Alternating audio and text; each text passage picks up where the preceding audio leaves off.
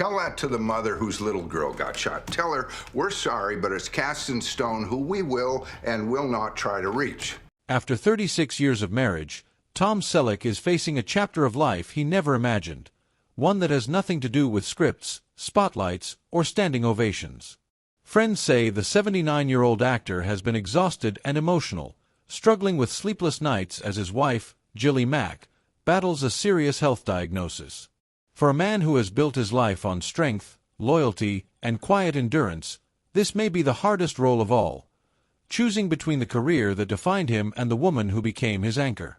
Long before the fame, before the mustache became iconic and the Ferrari sped across Hawaiian roads, Selleck was just a kid born on January 29, 1945, in Detroit, Michigan. His father worked on B-29 bombers during World War II, and his mother held the family together while they scraped by. When they packed everything they owned into a car and drove to California, they weren't chasing fame, they were chasing stability. Raised in Sherman Oaks on GI Bill hope and commission-based income, Selleck learned early that nothing is guaranteed. Sports were his first love. At 6 feet 4 inches, he earned a basketball scholarship to USC after grinding it out at junior college, working retail jobs and refusing to quit.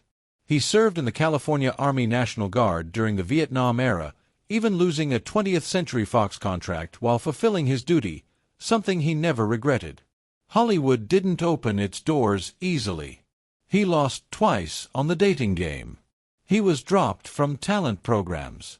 He shot commercials, took tiny TV roles, and nearly walked away from acting altogether until his father told him he might regret quitting at 35. That advice lit a fire. Small parts on shows like The Rockford Files sharpened his craft, and mentorship from James Garner taught him that flaws make characters real.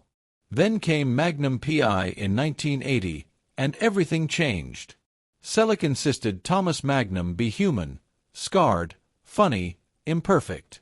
The Hawaiian shirts, the Detroit Tigers cap, the mustache, they became cultural trademarks. He won an Emmy, a Golden Globe, and the hearts of millions. He turned down Indiana Jones to honor his commitment to Magnum, a decision that still sparks debate but defined his loyalty.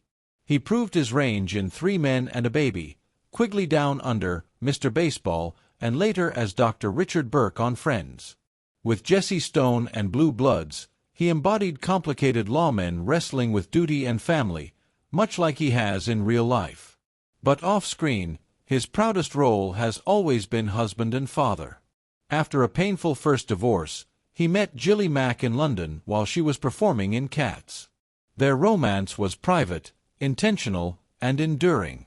They married quietly in 1987, welcomed their daughter Hannah in 1988, and Selleck made a life-altering decision, walking away from Magnum at its peak to focus on family. He bought a 63-acre ranch in Ventura County, raised his daughter away from Hollywood glare, and built a life rooted in soil instead of spotlights. Now, decades later, as he stands at another crossroads, the same man who once chose family over fame appears ready to do it again. Because for Tom Selleck, success was never just about ratings or red carpets. It was about showing up, for his country, for his craft, and most importantly, for the people he loves. And if this truly is the moment he steps back, it won't be an ending defined by loss.